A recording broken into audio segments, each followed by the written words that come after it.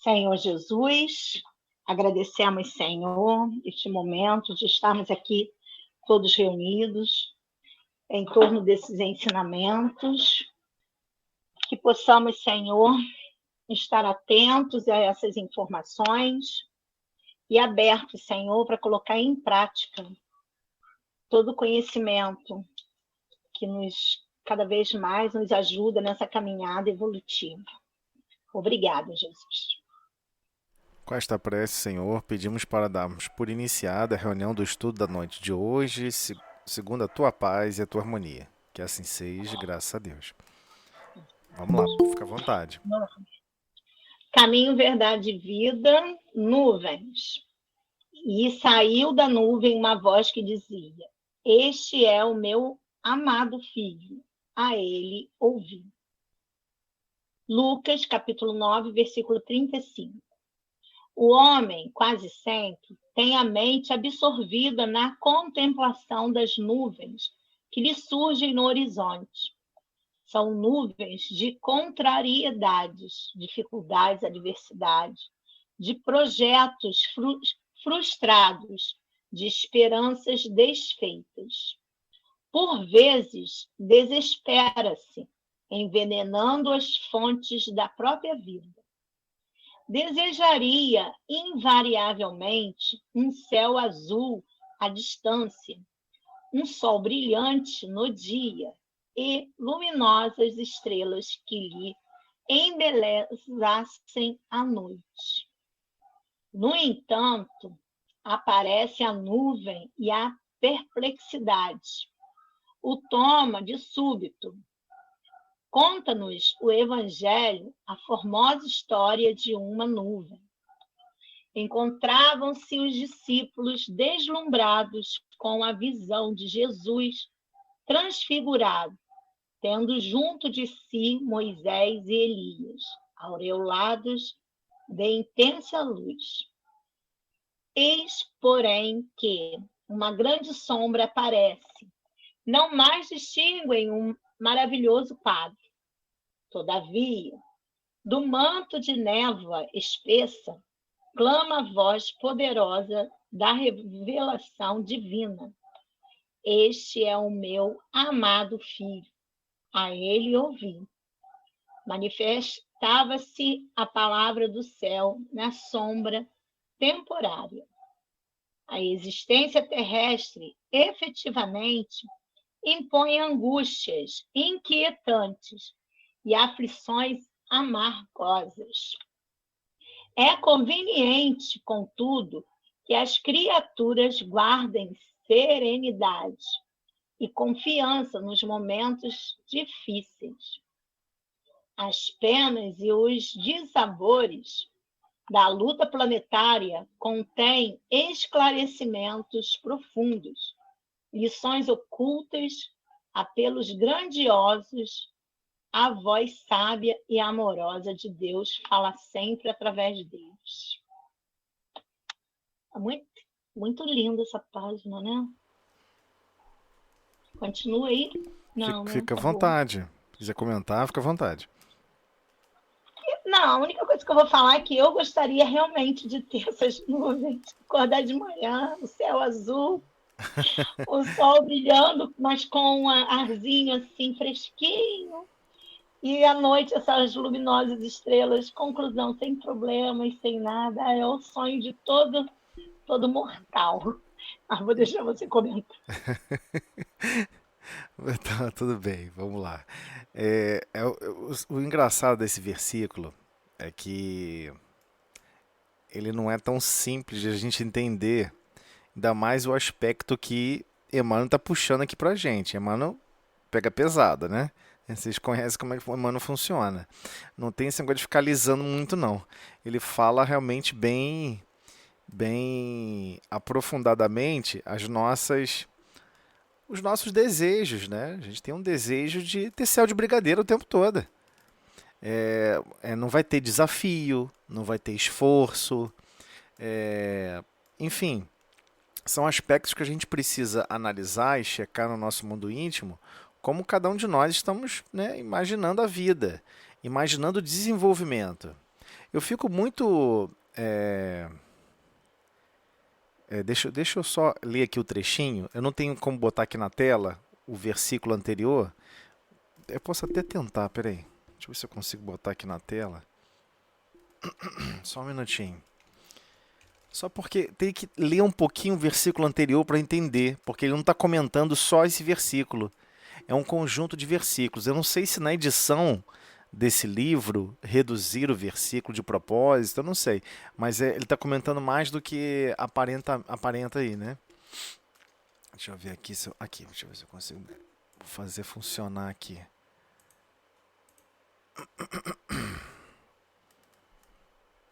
Deixa eu ver.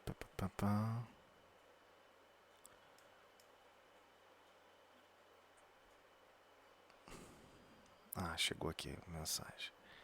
Então, ele não é um versículo tão trivial no sentido que ele é uma metáfora. Esse é o problema, é uma metáfora e é difícil a gente capturar a essência dessa metáfora. Porque nós não somos esse corpo físico. Nós não somos as nossas necessidades orgânicas. Nós não somos as necessidades chamadas sociais, chamadas necessidades de dificuldades da sociedade, dificuldades tecnológicas e tecnocratas. Isso não tem nada a ver com a nossa essência. Nós somos espíritos imortais. Isso não é a nossa essência. Não estou falando no sentido de desprezo, de desprezar esse princípio. Não é isso. Deixa eu ver se eu consigo carregar aqui e compartilhar com vocês. É o versículo 35. Estou carregando aqui, gente. Só um minutinho. Lucas 9. Acho que eu vou conseguir carregar para vocês aqui. Eu uso uma Bíblia chamada Bíblia Paralela. É uma Bíblia um pouquinho diferente, porque ela traz o original também em grego, né? Aí quem quiser sentar e não está muito afeito ali a forma como está sendo traduzido, tem como investigar um pouco mais o versículo. Mas o nosso objetivo aqui não é nem investigar versículo, é olhar os versículos que estão anteriores, né? Então vamos lá. Só para a gente recordar aqui, ó, o versículo que está aqui é capítulo 9, versículo 35, certo? E o versículo está aqui, versículo 35. Eita, ele fica voltando, só um minutinho. Logo, logo vai...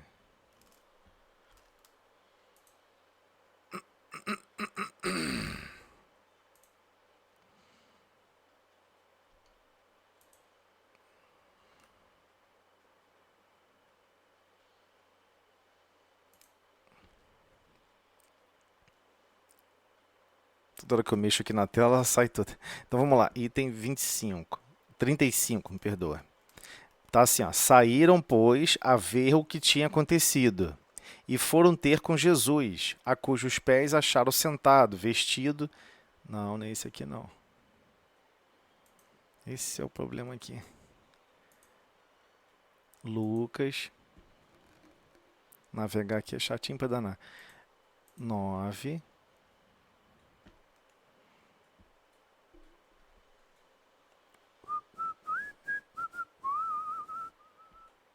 Eu estou dando essa volta toda, porque vocês vão entender por quê. 9:35.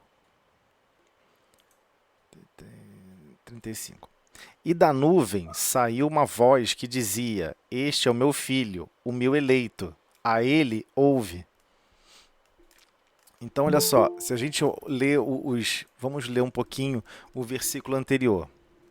E quando estes se apartavam dele, disse Pedro a Jesus: Mestre, bom é estarmos nós aqui. Façamos, pois, 3 cabanas, uma para ti, uma para Moisés e uma para Elias, não sabendo o que dizia. Pedro não compreendeu que estava vendo ali um fenômeno. O início do marco zero da mediunidade na Terra com Cristo. Esse é o marco zero da mediunidade com Cristo. Jesus passa por um processo de transfiguração, que nós já estudamos aqui, né? Estamos estudando esse capítulo sobre transfiguração. E também Pedro está ali observando. Ele está vendo fisicamente quem? Ele reconheceu Moisés e Elias. Ninguém contou para ele. Jesus não falou assim, ó, tá vendo esse cara aqui, ó, é Moisés, hein? Tá vendo esse outro camarada aqui, é Elias. Não, Pedro reconheceu Moisés e Elias. Enquanto ele ainda falava, veio uma nuvem que os cobriu. Olha só, ele estava acabando de falar. Enquanto ele ainda falava, veio uma nuvem que os cobriu. E se atemorizaram. Ficaram temerosos, preocupados, com medo. Ficaram com medo ao entrarem na nuvem. Ou seja, tudo isso tomou tudo, tomou toda a região, como se fosse uma região de neblina, né, que você não consegue nem enxergar direito. E da nuvem saiu uma voz que dizia: Este é o meu filho, o meu eleito, a ele ouve. Então, cada um vai ter uma tradução. Eu não discuto traduções com ninguém. Quem quiser aqui, ó, pega o original em grego arcaico e traduza. Eu gosto muito dessa tradução porque se alguma coisa que eu estou descontente, eu pego o original aqui em grego e a gente traduz. Ao soar esta voz, Jesus foi achado sozinho. E eles calaram-se. E por aqueles dias não contaram a ninguém nada do que tinha visto, porque quem ordenou isso foi o próprio Cristo. Então, preste atenção na sequência do fenômeno mediúnico que aconteceu. Jesus chama, né, 2 apóstolos para ir até com ele num certo local. Jesus vai até um certo canto, começa a orar, a terra estremece, Jesus passa por um processo de transfiguração, ou seja, as condições do perispírito que o Cristo estava animando naquele momento ultrapassam as condições do corpo físico. Aí surge a ideia da transfiguração, né? A primeira representação clara na Bíblia com relação a esse fenômeno. E quando Pedro começa a falar que está percebendo Moisés e Elias e entendeu como se estivessem retornado naquele momento e achando que precisava de um local para ele se sentar, ou seja, ele não estava entendendo o que estava acontecendo, talvez até perturbando o processo, eis que aparece essa nuvem grosseira, essa nuvem esquisita, que eles ficam desesperados, não conseguem enxergar nada. Presta atenção no símbolo, é um símbolo. Enquanto ele ainda falava, veio uma nuvem que os cobriu e se atemorizaram ao entrarem na nuvem. Eles ficaram aterrorizados, porque essa nuvem basicamente os envolveu. Ele não consegue enxergar nada. E da nuvem saiu uma voz que dizia: Este é o meu filho, o meu eleito, a ele ouve. Então, é basicamente a partir desse contexto que a gente vai conseguir melhor compreender o que Emmanuel vai começar a falar agora aqui para a gente, né? Agora vamos voltar aqui para a tela. Para vocês entenderem a sequência. Ou seja, a forma como está recortado aqui o versículo está muito curto para entender. Vamos tentar descobrir esse processo. E Emmanuel pega esse exemplo, que a priori todo mundo acredita que é simplesmente material, que é uma nuvem realmente, e não foi uma nuvem realmente, foi algo um pouco mais transcendental, né? Foi algo mediúnico. E ele vai pegar esse exemplo e vai expandir de uma maneira mais útil para todos nós, não simplesmente na observância da simplicidade de você ficar olhando para uma nuvem. Não é isso. É muito mais que isso. Existe algo estruturante para a nossa consciência aí atrás. Então ele comenta assim: o homem quase sempre tem a mente absorvida na contemplação das nuvens que lhe surgem no horizonte. Ou seja, agora é que ele vai desfazer. Ele não está falando mais aqui de nuvens que surgem no horizonte, nuvens que estão no céu. Ou seja, ele não está falando do vapor d'água que está numa forma um pouco mais estruturada que a gente observa como nuvem, entende como nuvem. Ele não está falando disso, dessa coisa física. São nuvens de quê? Agora ele vai dizer de quê? Não é de água. De contrariedades. ou seja, de dificuldades, de adversidades, de projetos frustrados, de esperanças desfeitas. Olha só que coisa impressionante. Emmanuel, de uma maneira muito lúdica, muito assim, carinhosa com todos nós, ele está deixando claro, antes de vocês reencarnarem, as nuvens que vocês estavam olhando no horizonte do destino de vocês, que vocês depois vão chamar de contrariedades, que depois vocês vão chamar de projetos frustrados, de esperanças desfeitas, você já sabia. Você tinha consciência que ia passar por essa nuvem, que você precisava passar dentro dessa nuvem. É isso que ele está falando. Você vai precisar passar dentro dessa nuvem. Você vai precisar desse tipo de treinamento. É um treinamento. Então, contrariedades aqui são as dificuldades, os reveses da vida, as adversidades. A pessoa ficou a encarnação inteira sem nenhuma dificuldade, sem nenhuma adversidade. A pessoa começa a entrar num processo de frustração, de depressão. Outros climas podem começar a surgir na consciência, porque existe ali um combate profundo, que é difícil explicar aqui, mas eu vou fazer um comentário rápido. Joana de Ângeles chama de ego. Ou seja, nossa consciência operacional é como se fosse uma das camadas das nossas consciências de diversas encarnações. Essa consciência operacional, ela quer estar operando segundo os princípios da sua consciência imortal. Então, antes de você reencarnar, você sabia, olha, eu preciso receber não. A pessoa vai querer que eu alcance certa posição e eu preciso receber um não. O não vai ser muito importante para mim. Eu preciso passar por essa dificuldade. Eu preciso passar por esse treinamento. O treinamento de me resignar. O treinamento de alcançar, constituir na minha consciência a humildade. Eu preciso desse treinamento. E nós escolhemos o gênero de treinamento antes de reencarnar.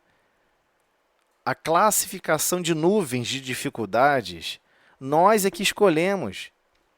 Olha, eu preciso ter essa dificuldade, eu preciso ter essa situação. E a gente mergulha nisso, entendeu? E é esse o grande problema. O grande problema é que nossa consciência absoluta, que seria a consciência de um espírito imortal, né, que deveria estar sempre preocupado em avançar espiritualmente, ela nem sempre é atendida. Nós, por vezes, nos perdemos. Com o quê? Quando passamos por dificuldades e adversidades, por projetos frustrados e esperanças desfeitas, podemos acabar nos revoltando. É sobre isso que ele está falando. Por vezes, desespera-se, envenenando as fontes da própria vida. Como assim envenenar as fontes da própria vida? Ué, a pessoa, de repente, estava muito bem e resolve se mergulhar num vício por revolta. Resolve mergulhar em maltratar a própria consciência por revolta. Poxa, mas a sua fonte de vida é aquela experiência. E você está maltratando a própria experiência, a sua própria fonte de vida, porque você entrou em modo operante de contrariedade, ficou chateado porque os projetos foram frustrados, porque as esperanças foram desfeitas, seja ela de qual natureza for. Ele está falando de forma genérica. Ele não está falando do quê, explicitamente. Mas todos nós vamos passar por isso. Precisamos de contrariedades. Precisamos de desejar projetos elaborados, sofisticados e nos frustrarmos. Eu não consegui. Porque a maioria das vezes que planejamos projetos extremamente sofisticados, planejamos projetos individuais. Não planejamos os projetos no contexto divino. O contexto divino sempre irá demandar coparticipação. Sempre estaremos com coparticipação em projetos. Não podemos querer achar que vamos evoluir sozinho. Intelectualmente, sozinho. Espiritualmente, sozinho. Ah, vou desenvolver minha fé, minha superconfiança. Sozinho? Não tem sentido.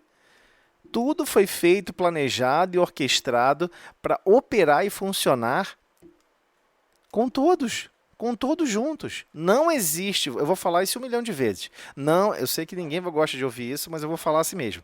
Não existe fora de Deus. Não tente, não fique brincando de tentar disso. Não tem como estar fora de Deus. Porque você é criatura divina.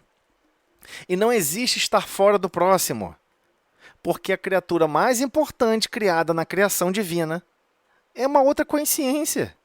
Deus soprou, soprou, soprou, naquela comparação lá no livro de Moisés. Lá no livro de Moisés foi uma simples comparação. Para produzir matéria, faça-se a luz. Para criar o princípio material, faça-se a luz. Foi só falar. E a dificuldade para criar o princípio inteligente? Teve que soprar. Deus não tem boca, ele não fala, não tem boca e muito menos sopra. Mas é uma comparação física para demonstrar que houve um grande esforço divino para constituir cada uma das consciências que hoje habitam aqui na Terra, no reino nominal. Todas as criaturas, todas as formas de vida, vegetal, animal e hominal, talvez até podemos chamar também de reino angelical, todos, sem exceção, são importantíssimos para Deus, senão ele não teria criado. E não fica brincando de criar. Peraí, agora eu vou criar, agora eu vou criar mais não. Agora eu vou criar. Não, Deus trabalha continuamente. Então, começa a gente perceber que temos que interligar lá na essência do que Allan Kardec apresenta para todos nós com relação ao princípio mais importante que a doutrina espírita trouxe para a Terra, que não foi um princípio diretamente de Kardec. Ele não entendia dessa maneira. Os espíritos explicaram assim para Kardec: todos nós fomos criados simples e ignorantes, ou seja, totalmente desprovido de razão e totalmente desprovido de sentimentos. Quer alcançar sentimentos mais nobres? Estica as mangas e cai dentro para o trabalho. Eu quero desenvolver princípios intelectuais. Estica a manga e cai dentro para o trabalho. Não existe outro caminho. Não tem como. Você vai sempre ter que se desafiar a desenvolver, elaborar, constituir, almejar. Você vai ter que começar a desejar recursos mais sofisticados na sua própria consciência, sentimentos cada vez mais nobres e buscando, o amor, e princípios lógicos mais elaborados em direção à sabedoria divina, não a sabedoria materializada, esterilizada, individualista, de contrariedades, que basicamente briga mais um com o outro do que gera resultados. Então, esse versículo, esse estudo dele é muito difícil nesse sentido, porque é um símbolo atrás do outro. Então, ele está deixando claro, olha, vocês antes de reencarnar, vocês estão vendo a nuvem de longe. E, de repente, vocês vão entrar na nuvem. Vocês vão entrar na nuvem, no meio das contrariedades, achando que vai dar tudo certo e vai dar tudo errado, achando que tudo que você tinha esperança era o suficiente, mas você não compreendeu que as suas esperanças vão ser testadas. E quem pediu para testar foi você. Não foi Deus, não. Deus não testa ninguém, não. Quem pede para reencarnar em um planeta de provas e expiações somos nós. O que significa provas e expiações? Temos que desconectar do raciocínio católico. Não há nenhuma crítica aqui ao catolicismo, mas aqui é sobre espiritismo. No espiritismo, o que significa provas e expiações? Provas é você testar as suas capacidades. Eu sou capaz de perdoar esse nível de ofensa? Eu sou capaz de passar por uma frustração de trabalho? Eu sou capaz de passar por uma dificuldade financeira? Eu sou capaz de passar por situações adversas e manter o meu coração ligado a Deus? E manter a minha consciência orientada a amar e servir a todos? Será que eu consigo fazer isso? Esse é o grande dilema.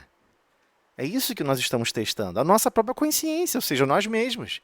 Estamos o tempo todo testando a nós mesmos. Então, por vezes, ficamos assim, é tão difícil, poxa, seria tão mais fácil se eu tivesse 20 milhões de reais. Aí a pessoa que tem 20 milhões de reais está reclamando. Poxa, seria tão mais fácil se eu tivesse 600 milhões de reais. Aí a pessoa está no final da encarnação. Puxa vida, seria tão bom se eu fosse mais jovem. É sempre querendo o que não tem. É sempre uma ansiedade de achar que a solução está fora da gente. E o trabalho está externo a cada um de nós. Não tem nada externo, é sempre interno. As nossas dificuldades, os nossos limites são internos. Por isso nós precisamos testar esse mundo interno nosso. E o incrível, nós não nos conhecemos. Por vezes, antes de reencarnar, a gente fica assim, esse projeto é que eu vou ficar frustrada, que eu vou ficar todo animado, todo feliz, e no final vai dar errado, e eu não vou ficar tão chateado, não. Aí todo mundo, né, olha e fala assim, poxa, fulano, tá balando, hein? Você tá bom mesmo, hein? Aí quando a gente reencarna, passa pelo projeto, total, vai dar certo, e no final dá errado. Aí a frustração vem, né? Puxa vida. Como você vai reagir diante de projetos frustrados? Então, por vezes, desespera-se envenenando as fontes da própria vida. Então, de repente, a pessoa tinha uma habilidade com artes. Incrível, pintava, desenhava, mas ela caiu no conto da carochinha, acreditou na logística do planeta Terra, que ela ia se tornar um grande pintor, um pintor famoso. Que ela iria se tornar o pintor mais importante do Brasil. Eu convivi com pessoas assim. Eu fiz desenho, eu fiz pintura quando era criança. E eu encontrei uma vez a pessoa falando isso e eu olhava para ele assim e falei assim... O cara, foi a convivência incrível. Era o cara que mais pintava, Luiz. Nunca mais esqueci dele. Pintava perfeito. O cara era excelente. Você vê que era a reencarnação daqueles caras lá das escolas lá de Rembrandt, lá dos holandeses. E ele persistiu até o último minuto. Viajou para a França, fez pintura na França, fez desenho não sei aonde, aí voltava para o Brasil, estaca zero. Não tinha absolutamente nada. Não conseguia avançar a carreira. Aí uma vez eu fui conversar com ele, mas no, eu tinha 14 anos, né? Aí eu fui falar assim com ele, mas, meu amigo, não existe carreira de pintor no Brasil. Ninguém vive disso adequadamente. Você tem que ter uma outra função. Pô, ele ficou revoltado comigo. Acho que até parou de falar comigo desse dia. Mas o que acontece? Ele estava e depois ele se revoltou, ficou um maior tempão sumido, não quis mais pintar, não quis mais desenhar. Ele começou a envenenar as fontes da própria vida. Então, olha só que incrível. A pessoa se desafia. Eu vou vir com habilidade. Eu não vou me importar de pintar. E mesmo não conseguir grandes vultos de dinheiro. Ele dava aula, era um bom professor. Ele podia continuar nessa atividade feliz, alegre. Não, mas ele quis se revoltar. Ele quis envenenar a própria vida. Os próprios recursos da vida. Você acha que ele continuou pintando com a mesma paixão, com o mesmo entusiasmo? É óbvio que não. Está revoltado, está zangado, está frustrado. Bobear está gritando até com Deus. Por que eu vim com esses talentos? Se eu não posso ficar milionário ou rico com esses talentos, então eu prefiro não ter nada. Tem pessoas que falam isso em prece. Não tem problema nenhum, Deus não fica zangado, não. Mas está envenenando as próprias fontes da própria vida. E Deus não está fazendo nada, não. Ele não se mete nesses conflitos nossos internos. Ele sabe que nós precisamos trabalhar esses conflitos. E quem está fornecendo essa nuvem de problemas, quem está patrocinando todos os recursos, é Deus. É isso que a gente vai descobrir. Que é o mais chocante. Desejaria invariavelmente um céu azul à distância. À distância, né? Ou seja, no horizonte, um céu azul. Sabe, o pessoal posta foto, as fotos lindas. A pessoa não está valorizando o céu, não, ela quer postar a foto. Então ela está ali valorizando aquele céu azul à distância. Quando? Tem que ficar assim continuamente. Quando ela quer. E do jeito que quer. E o sol tem que ficar brilhante no dia exatamente como ela quer. No ângulo certo, com a intensidade de radiação, que não chega a pessoa a ficar suada, mas também não chega a pessoa a ficar com frio. Ainda quer exigir qual o volume de radiação que vai entrar no planeta para que ela não possa transpirar. Os outros seres que precisam do Sol, não importa, tem que ser do jeito dela. Vocês estão compreendendo? Nós queremos transformar a escola de consciências para que ela funcione ao nosso bel prazer, às nossas demandas. Não é assim que funciona.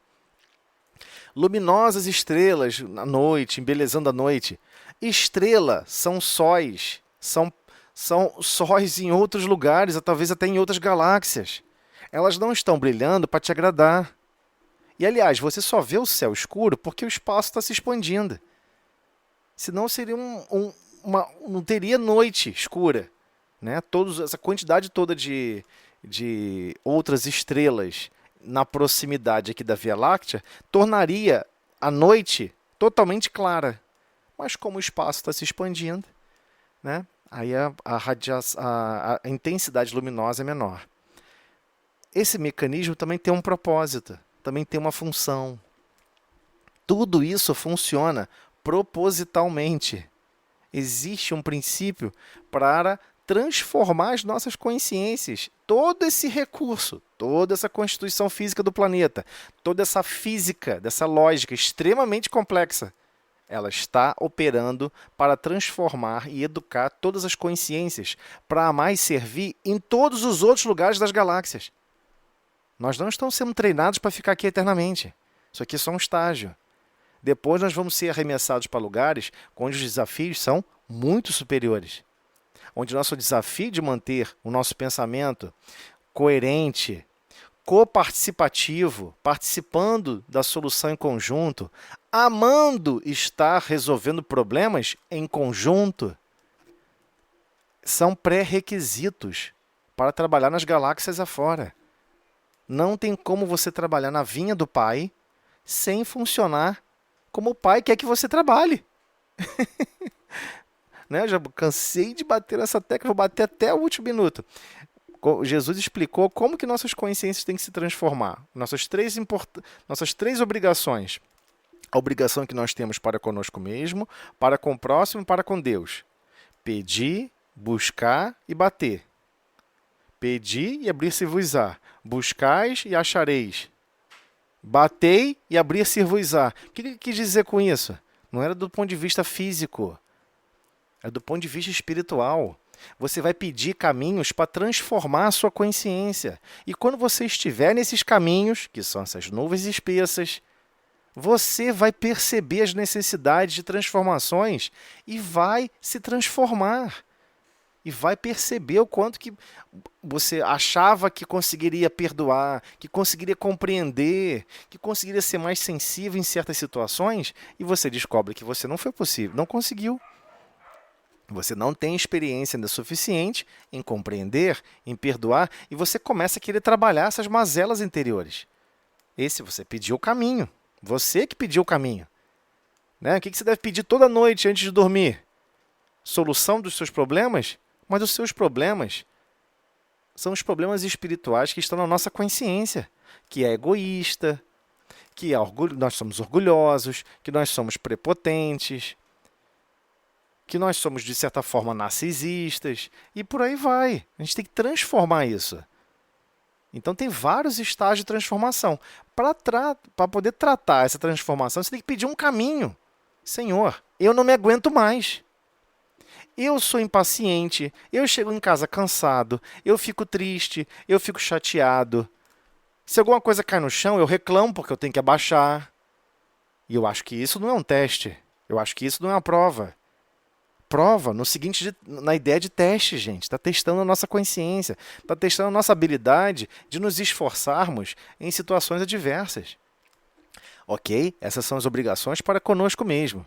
Nós temos que conhecer a nós mesmos, reconhecer as nossas fraquezas e imperfeições e pedir caminhos para transformá-las. E nos empenharmos profundamente para transformá-las. Porque nós já reconhecemos que essas situações, são as fontes 100% de toda a nossa infelicidade. Ah, por que eu sou infeliz? Pode apostar, a resposta é dentro de você. Essa é a essência. Ah, tudo bem, se eu pedir, o que eu buscar? Buscar são suas obrigações para com o próximo. Porque você quer buscar, aprender como praticar um bem. como ser compreensivo, como perdoar, né? A verdadeira caridade, como entendia Jesus. Benevolência para com todos, indulgência, ou seja, compreensão, tolerância para com as imperfeições alheias e o perdão das ofensas. Você tem que treinar isso. Precisamos treinar isso. Pô, então quer dizer que eu vou ser ofendido para aprender a perdoar? Exatamente. Poxa, quer dizer que eu vou passar por situações difíceis, constrangedoras, chatas, pessoas vão até me ofender e eu vou ter que compreender que aquela pessoa não alcançou a grandeza de amar e servir? Exatamente. Poxa, então quer dizer que eu vou ter que aprender a fazer uma bondade em situações que eu não estou nem um pouco afim de fazer uma bondade? Exatamente. É exatamente isso. Né? Pedir e buscar. Você vai ter que buscar aprender a fazer isso. E não é só tentando, não. Você precisa ler, estudar, buscar orientações e conhecimentos e experiências para pensar o que a pessoa faria nesse ponto? Como deveríamos agir nessa situação? Será que o Cristo concordaria com esse ponto de vista que eu estou tendo nessa situação? E assim nós vamos transformando a nossa forma de entender a vida. Infelizmente, não existe outro caminho. Não é uma questão de tentativa e erro. É uma questão que a gente nem tenta. A gente ainda nem tenta. A gente evita, a gente foge. Alguma coisa me ofendeu, aí a gente foge. Vou evitar de ficar em contato com essa pessoa, não existe mais o problema. Mas o treinamento era você perdoar. O treinamento era você compreender. Então, o lidar com o próximo é lidar com Deus. Essa é a pegada mais complexa.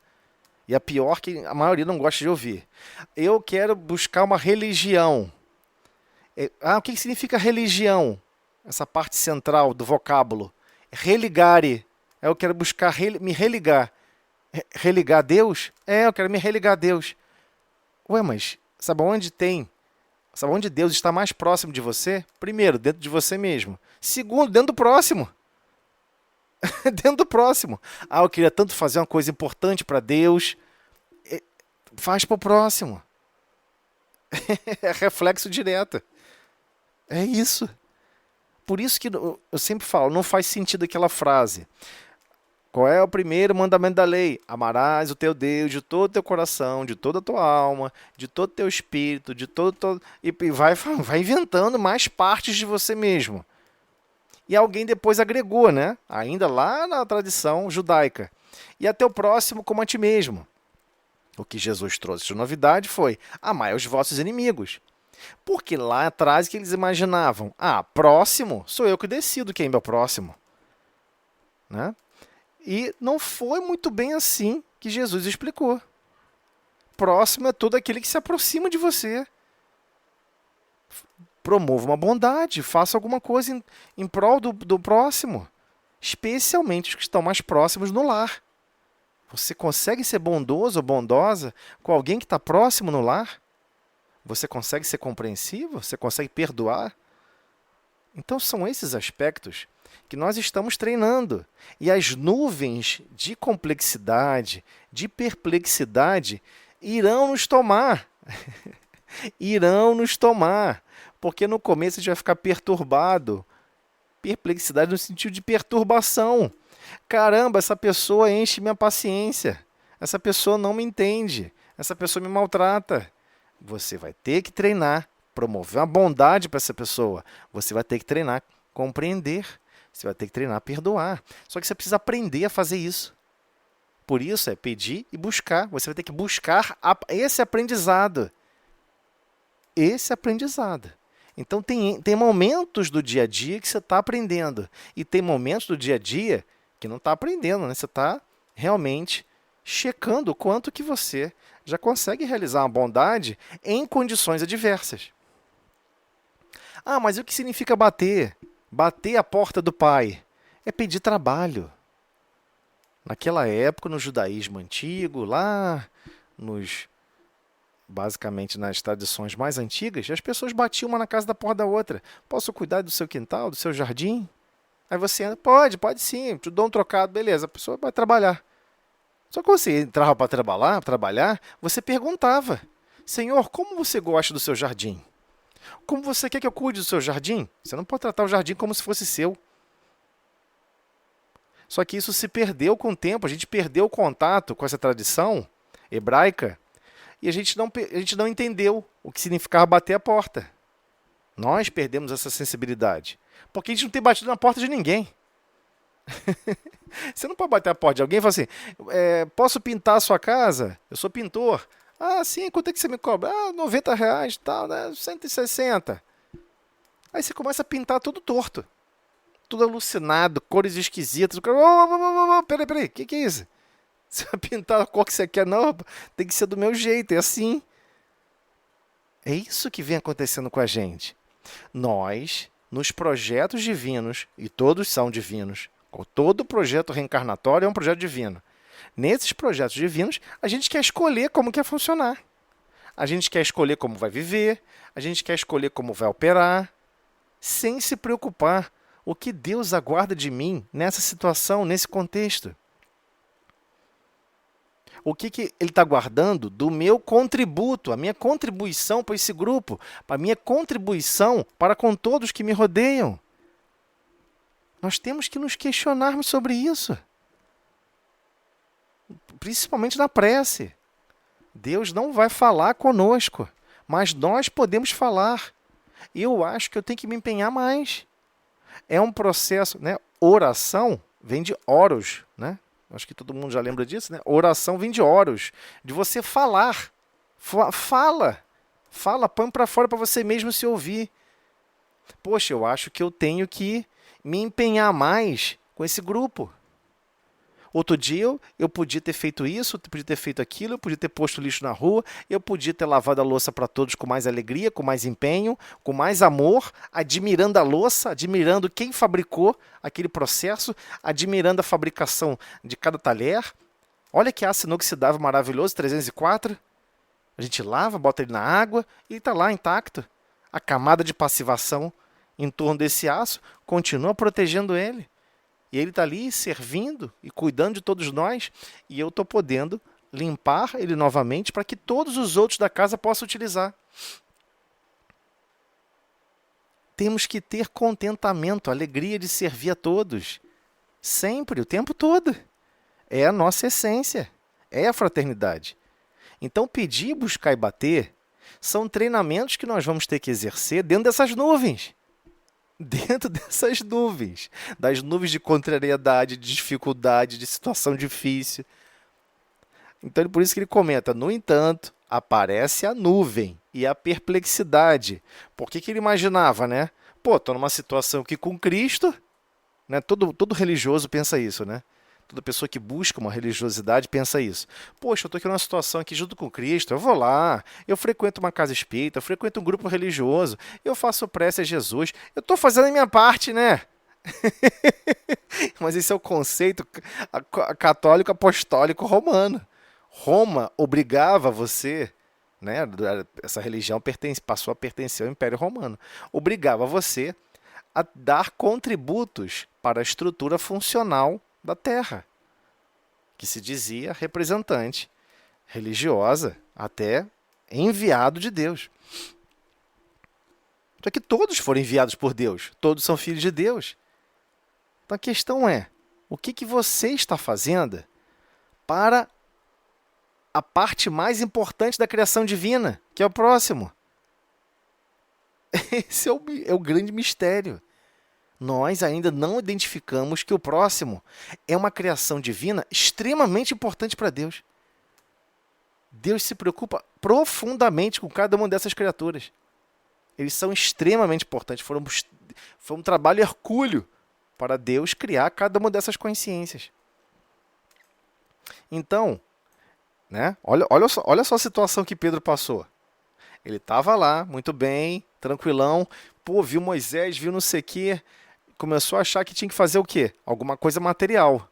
De repente, imediatamente, olha só, enquanto ele estava falando em conseguir a tenda, surgiu essa broma, surgiu essa nuvem, que é o que ele fala aqui. No entanto, aparece a nuvem, a perplexidade, o toma, de súbito. Ah, mas poxa, eu sigo uma religião, eu não mereço isso, porque eu estou passando por dificuldade. Eu não posso ter dificuldade. Mas o que que tem a ver o conceito materialista de religião com o conceito absoluto de religião, que é todos se religarem para atuar através da cooperação justa, fraterna e amiga, para evoluirmos todos juntos? O que que isso tem a ver com essa parte material? Nada.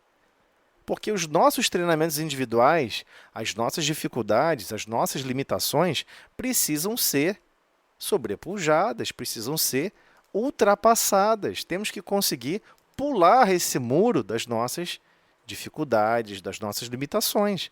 Isso se chama aprender. E esse aprendizado é contínuo e continuado. Não tem fim. Não adianta reclamar e dizer, ah, mas eu sou idoso, eu não sei, eu tenho dificuldade disso porque eu sou idoso. Não fique com esse argumento na mente, porque senão todos os outros argumentos possíveis que você quiser elaborar, você vai poder usar esse argumento. Eu sou idoso, então não preciso fazer isso porque eu tenho dificuldade. Mas, é o contrário, né? Você está na idade da sabedoria. Você está alcançando a idade da sabedoria. A idade que você devia estar elaborando pensamentos mais sofisticados que melhor desafiassem a sua consciência. Esse é o grande problema. E a gente costumou fazer o que aqui na Terra? Se autodesligar. Já viu que tem pessoas que chegam a uma certa idade, mentalmente a pessoa começa a ter um declínio. Gente, esse declínio não é algo do corpo físico, não. É o próprio espírito falando assim, já chega, eu estou cansada. Já chega, eu não aguento mais. Já chega, eu não aguento mais contrariedade, ver dificuldade no mundo. A pessoa interpreta a vida de uma maneira totalmente materialista. Vive uma filosofia de vida totalmente materialista. É óbvio que vai enxergar tudo ruim. É óbvio que vai enxergar tudo desesperador. Parece que está tudo largado. Onde está Deus que abandonou esse planeta, meu Deus? As pessoas começam a falar essas asneiras. Só que todo esse processo complexo que nós vivemos no planeta, seja por questões de convivências adversas, seja por dificuldades atrozes, materiais, psicológicas, tudo isso é para nos educar, é para nos transformar. E nós não somos obrigados a ficar o tempo todo nessa situação física. Só passamos esse período, 2/3 do nosso tempo aqui na Terra, nós passamos nesses embates diários. 1/3, a gente está fora do corpo físico. Por que será? Porque certamente a gente não aguentaria, porque a gente é fraco. Nós somos fracos. E gostamos da fraqueza. Ah, essa fraqueza é tão bom que eu posso, né, usar essa fraqueza e me desligar, me largar. Não, né, eu sou fraco. Não, meu irmão, tu é fraco? Se esforça, rala, levanta, se estraçalha e supera. As pessoas fazem isso em todos os esportes. Achei incrível ver aquelas coincidências. A pessoa sobe numa madeira, cara, fica andando para lá e para cá. Eu não conseguiria nem andar. Uma pessoa dá pirueta, faz isso, pula e não sei o quê. E eu fico assim, e quando você vai ver o treino, você acha que a pessoa não cai, né? Tá vendo ali a pessoa se não errar nada quase. A pessoa cai o tempo todo, se machuca o tempo todo, sai do treino todo roxo, todo... E várias pessoas não se envolvem no esporte porque pensam assim, ah, eu vou me envolver nesse esporte? O que adianta? Eu não vou ganhar nada com isso. Já percebeu como funciona a nossa consciência? Eu não vou ganhar nada com isso, eu não vou ganhar dinheiro com isso. Eu não vou... Não, mas não é questão do dinheiro. A maioria que pratica o esporte é para se desafiar. Perceber se você consegue persistir, perceber se você consegue ultrapassar certos limites de dores. Porque quem pratica um esporte, eu vou logo avisando, qual é o maior problema, ainda mais os esportes mais intensos. Você, no próximo treino, você vai com dor. Você vai, às vezes, sangrando. Você vai, às vezes, sem uma unha. Você chega lá com dor. Você chega roxo, você chega arranhado. E você continua e não para. É um desafio para a nossa consciência. Ah, mas isso é muito básico, eu sou um espírito sofisticado, eu não preciso dessas coisas mais básicas. Tem certeza que você não precisa dessas coisas básicas? Porque isso vai te dar base e esperança e confiança a manter a sua persistência com relação às dores morais. Com relação às dores morais, que não se desligam, que não tem como botar gelo, que não tem como tomar remédio. Todas as dores físicas você pode tomar remédio, corta aqui, corta ali, dá para fazer um monte de coisa. Dor moral, não. Você está encarnado, você desencarna, reencarna, depende do tipo de dor, de arrependimento, de tristeza, de angústia, de mágoa, consigo mesmo. Os piores sentimentos que nós temos são conosco mesmo, né? Com os outros não. A pessoa não se perdoa, não, né? Se a gente tem dificuldade de perdoar o próximo, a gente também não se perdoa também não. Se a gente tem dificuldade de amar o próximo, a gente não se ama também não. Esse que é o espelho da contrariedade que a gente convive, né? Então, ele imaginou o seguinte, tô com Jesus aqui, pô, tô no fechamento, não tem dificuldade, não tem perigo. Aí a nuvem vai, envolve todos eles, e eis que surge essa voz e fala isso. E saiu da nuvem uma voz que dizia, este é meu amado filho, a ele ouve. Ou ouvi, a ele ouvi. Mas por que falou isso? Ele está falando, esse é o modelo. Esse é o guia e modelo. E ele vai auxiliar vocês, em meu nome, a se desenvolver, a desenvolver a consciência de vocês, a alcançar a libertação de si mesmo. Vai dar certo. Confie no projeto, vai dar certo. Não tem como dar errado. Vai dar certo.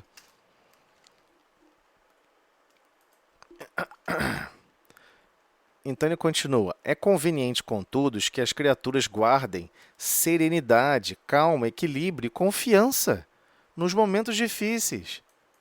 Calma, equilíbrio, para que revolta? Ah, mas eu não consegui o que eu queria. Para que revolta? De repente você vai conseguir outra coisa que vai ser tão boa quanto. Né? Tem aquelas piadas que o pessoal conta. Nossa, a pessoa estava numa fazenda no interior. Aí de repente o cavalo fugiu. Que coisa ruim. Aí o senhor respondia, ruim, você tem certeza? Não sei, vamos ver, né? Vamos esperar para ver se vai ser ruim. Aí o rapazinho foi correndo lá para pegar o cavalo. Aí nisso que ele pegou o cavalo que voltou, ele encontrou outro cavalo, 2 outros cavalos, seguindo esse cavalo. Aí ele falou, puxa vida, eu trouxe 3 cavalos para a fazenda. Aí a pessoa respondeu, que coisa maravilhosa. Não sei, vamos ver se vai ser maravilhosa. E a pessoa que é mais experiente, tem uma idade mais de experiência, ela está mais preocupada com a jornada do que com os fatos que se estabelecem. Ela está preocupada com a jornada, como que a consciência dela está operando. Aí, não sei se vocês conhecem essa historinha que alguém inventou, né? Aí a pessoa vê isso aqui, aí de repente ele estava cuidando do cavalo, ele caiu, quebrou a perna. Aí a pessoa fala, puxa vida, que coisa horrível. Ele quebrou a perna, que coisa mais... Vai ficar um tempão engessado aí, todo arrebentado, que coisa horrível. Não sei se foi horrível, vamos ver o que vai acontecer mais para frente. Aí eis que o país ou a cidade entra em guerra e convoca todos os maiores de 18 anos para lutar na guerra. Mas está com a perna quebrada, não podia ir.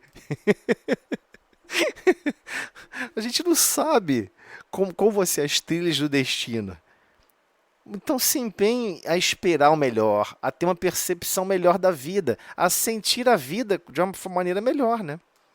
É esse que é o convite. Então as penas, ou seja, não é de penalidade de maltratar alguém. A gente sabe que Deus não faz isso, né? Deus vai te castigar.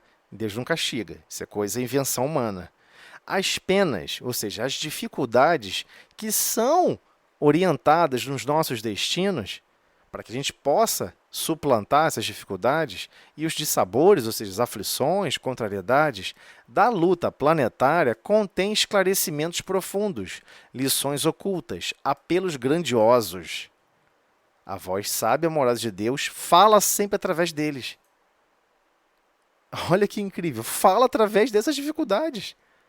A dificuldade é para você se superar. A dificuldade em perdoar é para você aprender a perdoar. A dificuldade em compreender é para você desenvolver a compreensão.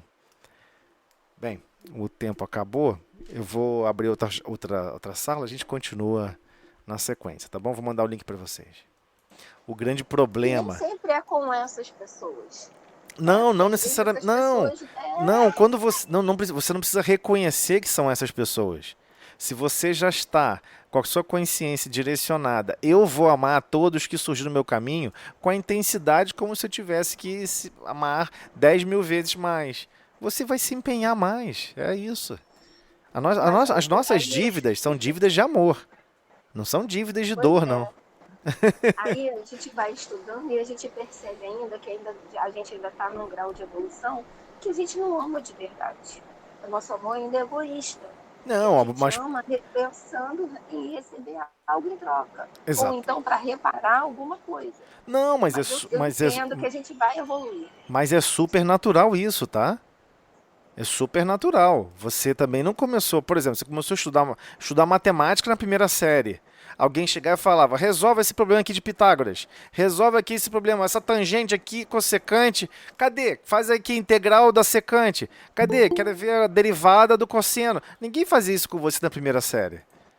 É isso que eu estou tentando explicar. Você não tem que. Você tem que compreender que você está numa marcha de evolução. Estamos todos evoluindo.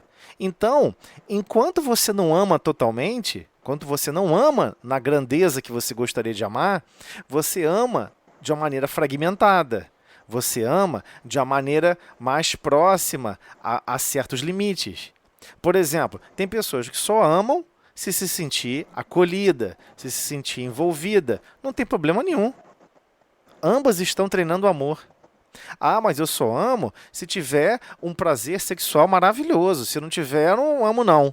Não tem problema nenhum. A pessoa ainda está prisioneira às sensações do sexo, como sendo a fonte de amor. Ela vai Mas amadurecer. sim, Ela vai ter que eu acho que amadurecer. esse é o problema. Aí eu acho que toda a humanidade, né? Porque a gente está querendo tudo pro agora. Não, pois é, mas não. Isso que é uma coisa que tem que se conscientizar. Você já deve ter Não é alcançado agora. você já deve ter alcançado aquela parte do estudo de Joana que eu tinha recomendei lá, onde ela falava no estudo, né? O rapaz lá falava no estudo, esqueci o nome dele, acho que é Alexandre Você só me mandou o livro, você não me Camargo. mandou o estudo. Não, o link dos vídeos dele, né? Que ele faz sobre esse Você não me estudo. mandou? Mandei, Não, não mandou não. Ah, não? Mandou? Mandei Não, sim. manda só o livro. Mandei sim. Aí você falou assim, poxa, mas assim, via áudio, eu preferia ler o No livro. áudio. Aí eu tinha Ah, mandado o sim, áudio verdade. primeiro. Sim, mandei o áudio Verdade. primeiro. Aí o que acontece? Você vai ouvindo ou lendo o livro, não importa, você vai percebendo que ele tem uma hora que ele fala abertamente, olha, poxa, gente, peraí, né? Porque esses mesmos comentários vão surgindo no estudo. Ele pega e fala, peraí, olha só, diz os espíritos que a nossa criação data de 1,5 bilhões de anos. E que o processo de consciência só começou há 200 mil anos para agora. Se só começou há 200 mil anos, a gente tá bem pra caramba. A gente tá muito bem. Entendeu?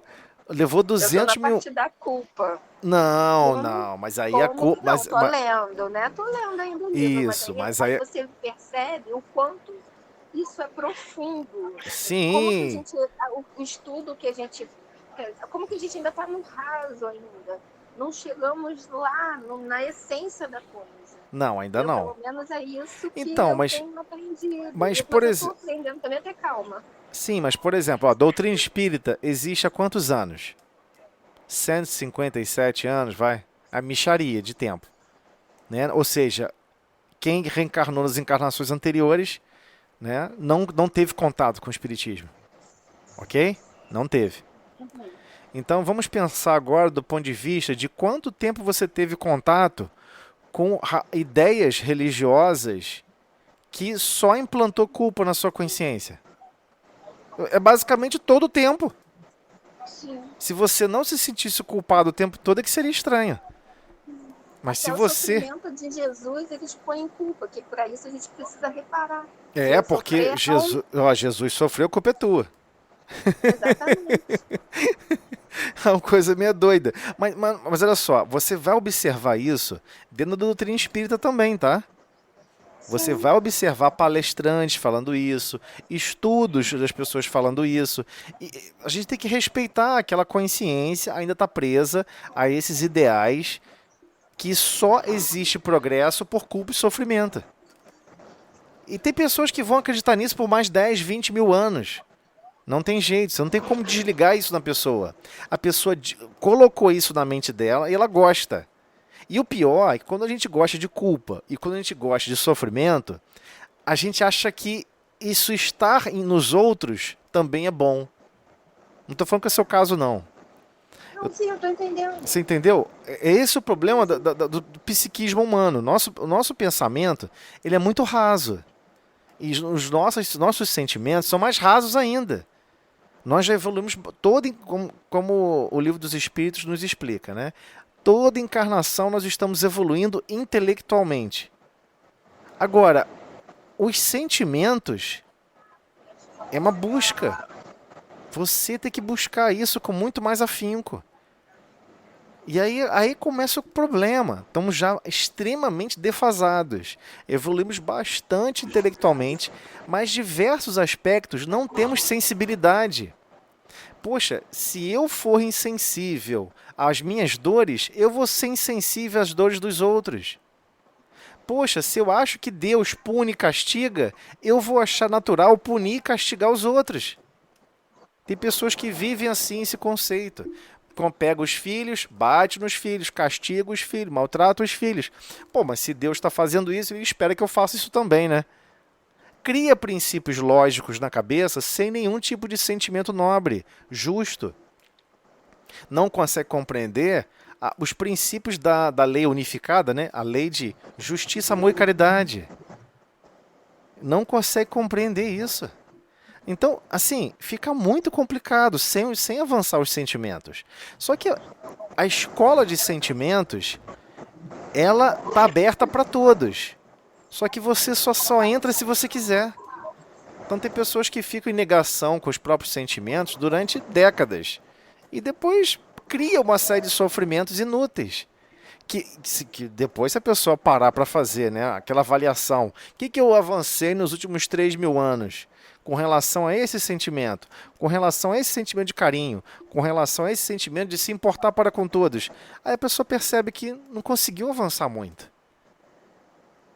Mas isso não é motivo de desespero. Às vezes é também por nossa ignorância, porque a gente não quer também pesquisar, não quer aprender. Não, eu não penso assim, não. Eu não penso assim, não. Não é que a gente não queira estudar, nem aprender, nem pesquisar. Não, eu não penso assim. Eu penso que, na verdade, tem certos momentos que a gente está mais querendo buscar essas questões. É um momento. E quem vai estar gritando isso somos nós mesmos, nossa própria consciência. Então, a nossa evolução, né? Exatamente. Por vezes nós temos que nos saturar. Ó, quer ver? Vou fazer uma experiência com vocês. Eu adoro fazer experiência com os outros, mas eu não vou falar que estou fazendo, né? Um dia eu vou chamar vocês para comer alguma coisa. Aí eu vou chegar na loja e só vou pedir bolinha de quibe.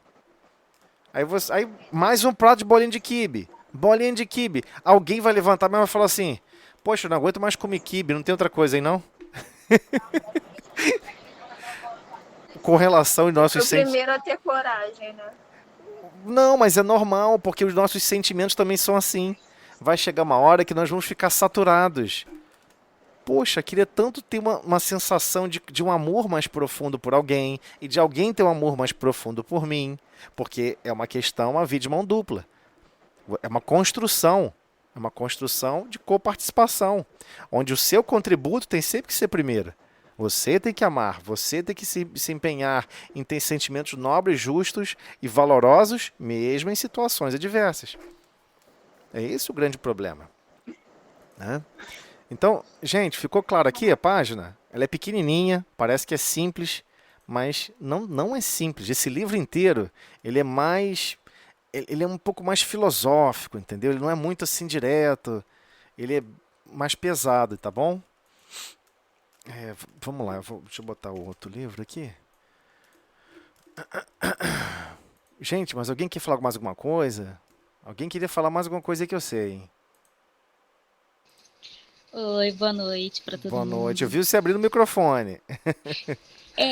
Só que eu estava quase interrompendo. Tranquilo, pode falar. Eu só ia dizer que eu estou gostando muito do estudo. foi maravilhoso, está sendo maravilhoso o estudo de hoje também. É bem E diferente, né? e eu concordo, eu acho que tem livros, cada um desses livros de Emmanuel, ele tem uma pegada diferente, assim, né? Vou botar assim, né? Tem sim. Fonte Viva, por exemplo, é um livro que eu acho que é bem simples, né? Ele é bem mais Mais direto, né? emocional, mais direto, mais emocional, né? Sim. Ele vem dando um trato mais na parte dos sentimentos, né? Sim, é verdade. Inclusive, isso foi até um motivo da gente ter parado de pegar a página do Evangelho todo dia. E porque, assim, era na verdade uma ideia de, peraí, vamos rever o que Emmanuel está querendo dizer em cada detalhe. Por que tem esse nome o livro, né? Por que o nome se chama Fonte Viva? Por que o outro se chama Caminho, Verdade e Vida? A gente fica com aquela curiosidade, né? O que ele está querendo dizer com isso? É uma pegada diferente, realmente. E assim, às vezes você vai ver o mesmo versículo, Emmanuel, publicando comentários completamente distintos. Esse é um deles, né? Que ele publicou um comentário bem diferente, né? Ele tentando pegar uma metáfora ali, né? Da nuvem, com relação, contextualizando as dificuldades que a gente tem aqui na Terra, né? Mais alguém quer falar alguma coisa? Ficou alguma dúvida? Senão vamos seguir. Vamos lá. Então, gente, só pra gente, a hora que voou, olha só. Alguém acelerou o relógio aí. Vamos lá, olha só. Deixa eu retornar aqui para mostrar o capítulo que nós estamos, né? Quem tiver com o livro em mãos, estamos no capítulo 7, falando da bicorporeidade e da transfiguração. Olha que coincidência, né? Não tem coincidência. Da transfiguração, a mesma transfiguração que ocorreu com Cristo. Ou seja, é um fenômeno mediúnico, né? E esse momento da transfiguração do Cristo é o marco inicial da mediunidade suportada em termos de fornecimento de recursos, né, com o Cristo. Né? Por isso que nós distinguimos o que é mediunidade ou condição medioanímica tradicional, grosseira, que você pode, né, estar operando com qualquer objetivo, e ter a mediunidade com os objetivos do Cristo.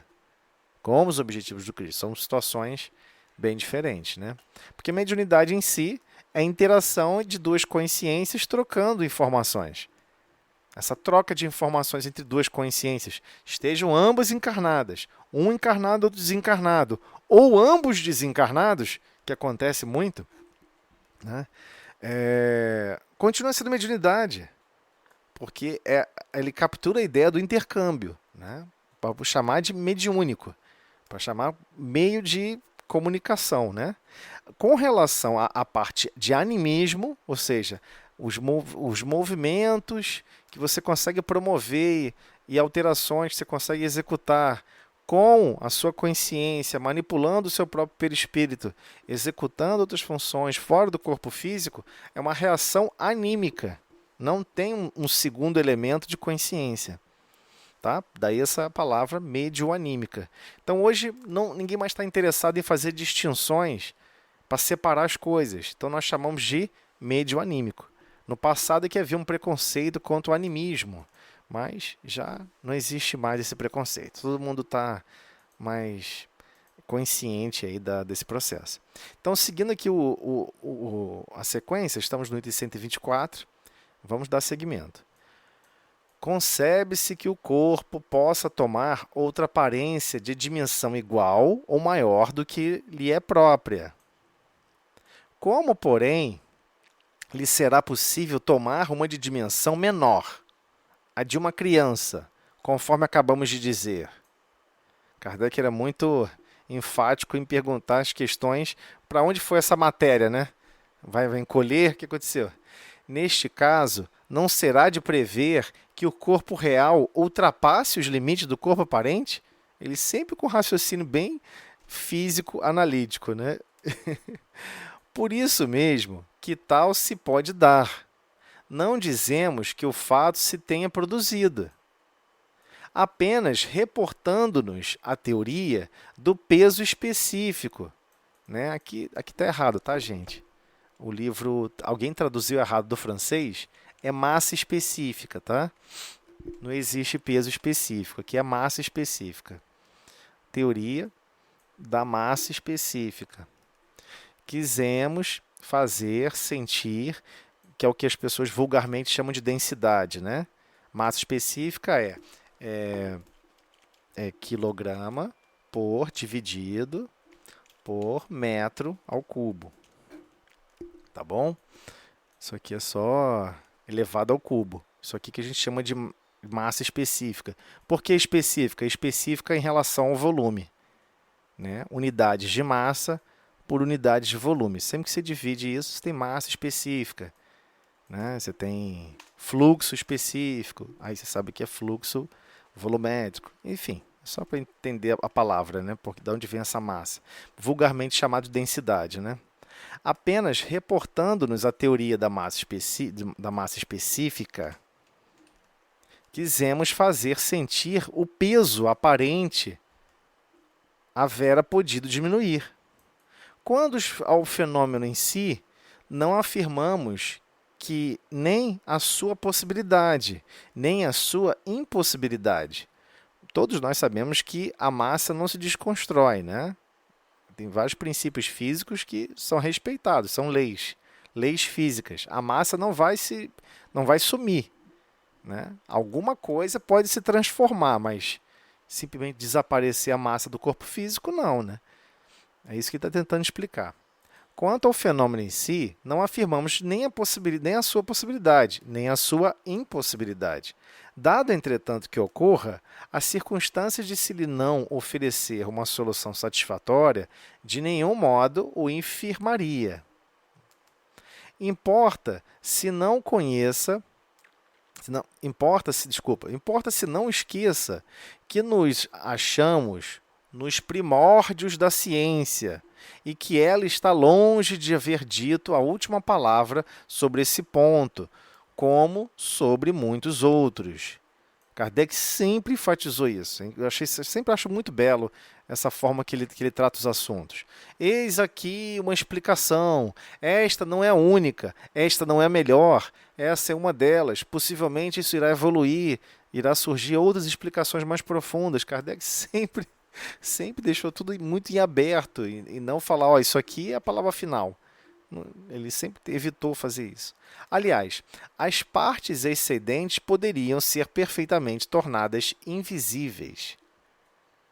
Ou seja, ele deixa claro que se alguma coisa que está fora do corpo, fora da percepção física, ela se torna visível, por que não alguma coisa que é visível não pode ter uma outra matéria por cima, um outro fluido que o tornaria apenas invisível, ou seja, incapaz de perceber a luz.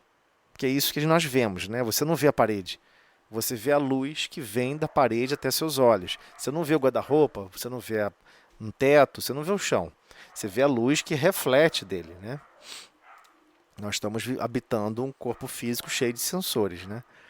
Então, continuando. A teoria do fenômeno da invisibilidade ressalta muito naturalmente das explicações precedentes e das que foram ministradas a respeito do fenômeno de transporte. Item 96 e seguinte. É porque nós já trabalhamos um pouquinho esse aspecto, né? Quando um espírito tinha que fazer um transporte, por exemplo, em reuniões de materialização, o cara pega e apresenta um espírito, consegue trazer para uma reunião de materialização uma flor do deserto do Saara, que aparece lá no raio, no canto lá da vida, lá num lugar esquisito. Aí ele vai, e as pessoas achavam que ele estava teletransportando aquele processo. Ele falou assim, não é nada disso não, eu fui lá e peguei mesmo.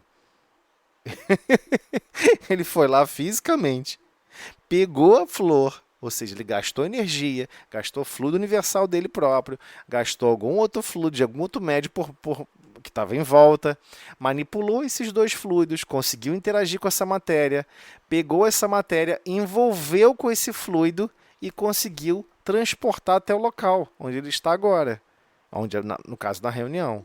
Isso foi explicado do item 96 para frente, eu acho que vocês se recordam. Então, ele não se tornou invisível aquela matéria? Aquela flor não deixou de ser visível? Então é isso que ele está fazendo essa associação, né? Item 125. Acho que dá tempo, hein? Pra gente fechar o capítulo. Finalmente, vamos fechar o capítulo, eu nem acredito. Soltando fogos. Yupi! 125, vamos lá. Resta-nos falar do singular fenômeno dos agêneres, que, por muito extraordinário que pareça à primeira vista, não é mais sobrenatural do que os outros. Porém, como o explicamos na Revista Espírita de fevereiro de 1859, julgamos inútil tratar dele aqui pormenorizadamente.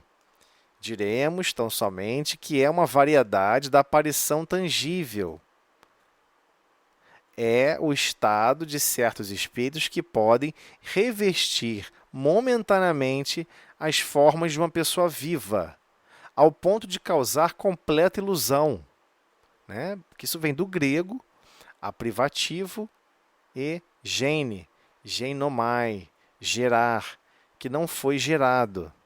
Tá? Daí vem dessa expressão. Do que ele está falando? Ele está falando de, por vezes, de espíritos que aparecem, materializados. Primeiro que você não vai reconhecer a diferença, você vai até falar com essa pessoa. Um fato curioso é que geralmente não responde. Né? Essa habilidade da fala, manipulação da fala no corpo físico é um pouco mais complexa. Mas se você botar a mão na pessoa, nesse espírito materializado, você vai sentir calor, vai sentir o tato, o calor da pele. É um espírito, ele não tem um corpo físico, mas ele consegue gerar tão detalhadamente, né? Pormenorizadamente, nesse sentido, todos os pormenores. Né? Você vai sentir até os cabelinhos do pelo do braço. Caramba, não tem cabelo. Mas é isso. Ele consegue chegar a esse nível de detalhe. E ele narra esses aspectos, né, esses exemplos, na revista. Aliás, a revista espírita dessas épocas, né, quando Allan Kardec estava sempre publicando todos os fenômenos que ele foi consultando, checando, investigando, é de uma grandiosidade, de uma complexidade impressionante. Eu não consigo imaginar outro ser na Terra que tivesse essa capacidade de se empenhar. Hoje em dia, vocês sabem que tem o Kardecpedia, né? Não sei se vocês conhecem. Deixa eu tentar botar aqui. O Kardecpedia, alguém conhece? É Kardecpedia. Você já colocou para mim uma vez. Acho que é kardecpedia.org. Ah, não, é .com. Aqui, ó, kardecpedia.com. E tem um software para celular. Né? Tem o softwarezinho Kardecpedia para celular. Aí você pode botar aqui uma frase, uma busca, né, de algum assunto. Quer ver? Eu vou pegar aqui fenômeno dos agêneres. Eu posso pegar isso aqui e digitar. Não sei se ele vai. Como é que vai ficar a busca, né? Aqui botei fenômeno dos agêneres. Livro dos médios. Ele até pegou aqui o. Cadê da Revista Espírita? Aqui, ó, Revista Espírita 1859. Aí tá aqui ele citando também, 1859. É esse item aqui. Olha lá, achei. Os agêneres. É impressionante. Aí você olha o volume de coisas que ele escreveu, da comunicabilidade, da conversação que foi feita. É impressionante. Impressionante o volume. Né? Uma coisa assim, tá vendo? Ele tem para... baixa o aplicativo grátis das obras da Kardecpedia, né? Ainda tem uma outra aqui que eu não conheço. Baixa o aplicativo Estudos e Videoaula Kardec Play. Isso eu não conheço não, isso aqui é novo. Mas muito legal, né? Porque ninguém mais tem acesso impresso a essas revistas, né? Antigamente a Federação e a FEB ainda conseguia publicar, republicava isso, mas é um custo absurdo, né? Porque é um volume muito grande e fica difícil a pessoa, né, checar e ler. E está em vários idiomas, né? Está em português, está em espanhol, francês. Claro que o francês é original, né? Você pode botar aqui em francês e... Assim, escolha 2 idiomas. Você pode até comparar, eu quero ver os dois. Quero ver como é que está a tradução, né? Quem tá bom aí no francês, aí vai embora, né? Les agêneres. Aí você vai lendo aqui em francês e vai observando como ficou aqui a tradução. Por vezes tem certos trechos que vale a pena, né? Porque às vezes a pessoa que está traduzindo, ela não é espírita.